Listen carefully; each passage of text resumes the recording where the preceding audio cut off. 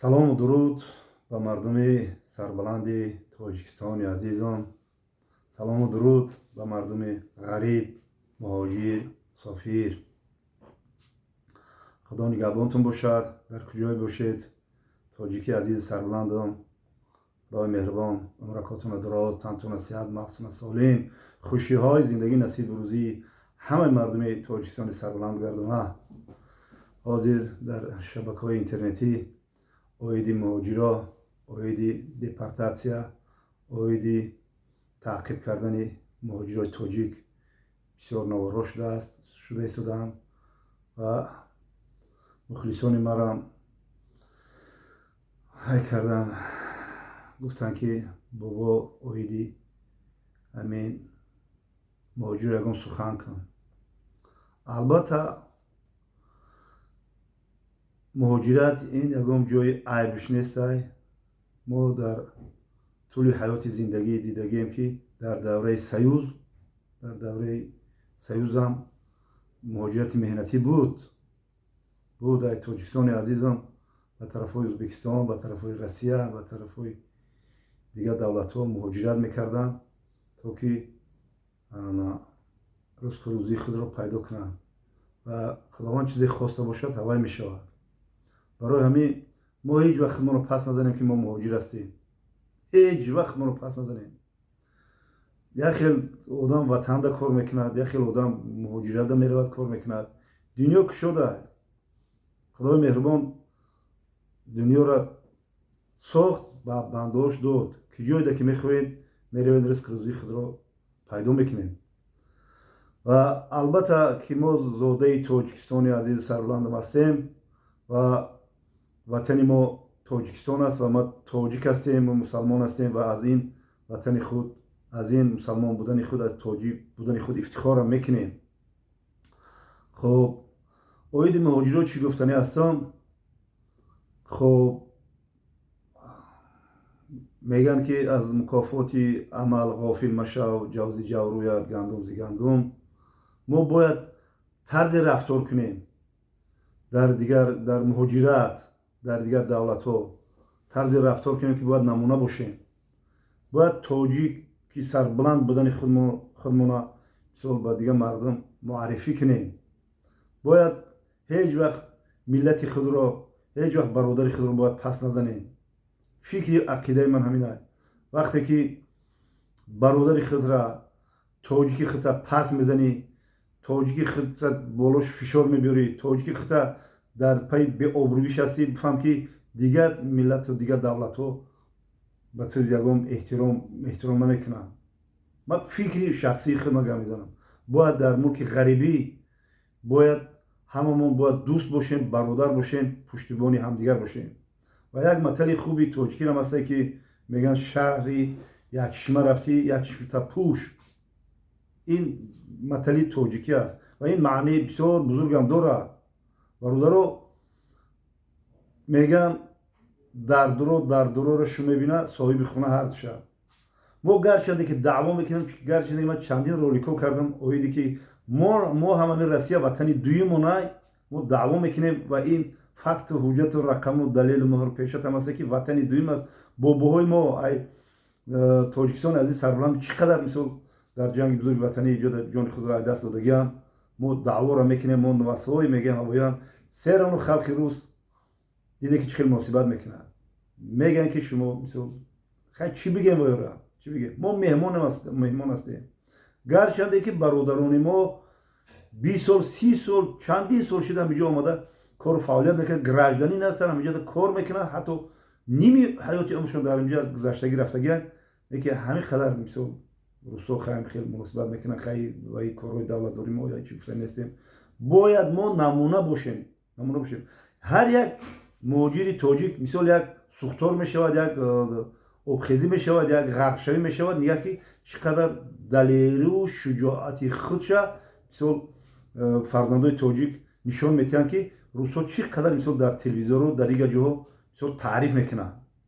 боз аз як тарафи дигар нигоҳ мекунем ки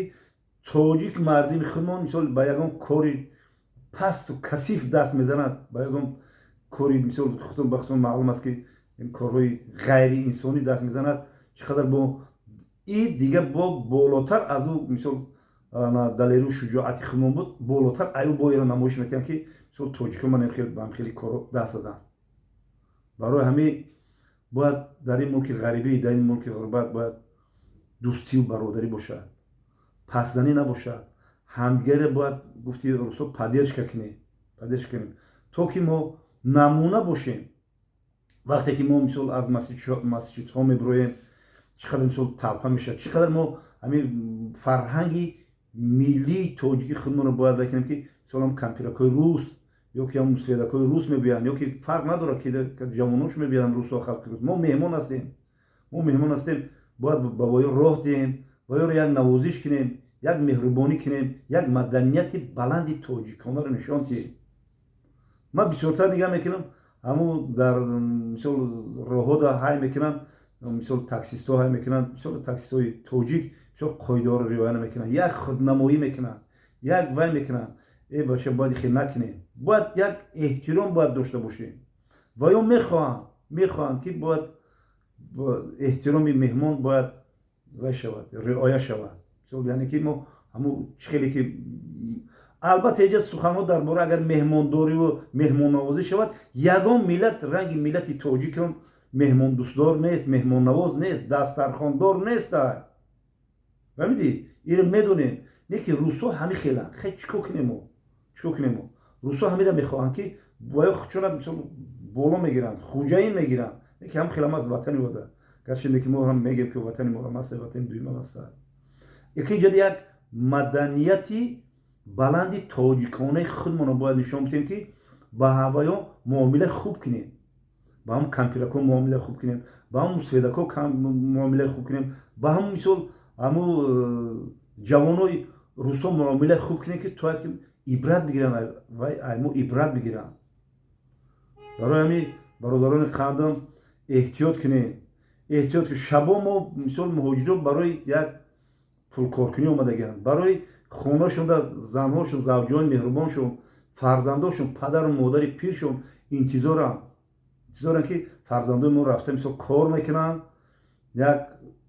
پول کار میکنن و با سر بلند میگردن برای همین ما هیچ وقت در پستی یک برادری خود نباشیم ما ملتی با فرهنگ با مدنیت مهمان دوستیم اما افسوس خیلی خلق روسا چی میگن خیلی هیچی گفتن نمیتونیم ما برای که اگر کمک آوازی بلند کنی دیده چقدر من میدونم بسیار تجربه کردم بسیار گشته هستم میدونم نکنی دوستی برادری کنی همدیگری تا پدرش کنی همین روز مثلا اونجا در رید رفته است باید خبردار کنی عموما شما با هم کار کنین با برین با حضور اجوده با مثلا کوارتیر دا با بشینین او خودتون بخورین در هم کوارتیر آوازی بلند کتی سخن نکنی من همین خفا میدم مثلا بس سهم شما میرسونم برادر دوستی و برادری کنی ای پای پستی توجیک خود نباشیم باید توجیک خود رو همه وقت پدرش کنیم همه وقت در پهلوی همدیگر باشیم همین بخیل نباشیم همین تینت یخی توجیک میبینیم میخواهش که همین برادر اومده همین باید دریا پستی بزنه باید همین یکم دپارتاسیون شد باید همین را برام اشتراف کنن بعضی هستن پودا میگم به یک گوچ نیست بعضی هستن انمو داغ یاوی با دیگر توجیک میرسه احتیاط کنید زیرک باشید دانا باشید پولا کار کنید آرام طبیعت همین رسوم میفورن که توجیک آرام طبیعت باشه بابا یا یک حسی میخواد فاید داره کتایی کنی داره ای برادرها خدا نگهبانتون باشه خیلی چی بگم با شما فقط این چیزی میدونستم که مگه میزنم دوستی و برادری مهاجرت جای تنش نیست میدی با یه آدمای کلانی که آدمایی که 10 سال 20 سال 30 سالگی هستن باید ایو درس بگیریم برای که وایو آمیخته شدگن در اینجا میدونن که چیکار کن در کار ایو درس بگیریم باید یک مثال یک کارگر این کو کار هم یک رهبلدی هست که شما رو کار نشون میده باید گپوی رو گوش کنی گپوی باید گوش کنیم من چون پدر بعد کم ترک بعد سیر پرشیدن بعد نگاه میکنی که بعد دیگه کار رو دست میزنی نکنین خیلی کار خیلی مرد گفتن که یه سخن که من چنید میدونستم که سخن کردم با شما دوستی و برادری باشیم ملتی تاجیک سربلند باید معرفی کنیم صحبت و باقی زنده و سربلند باشیم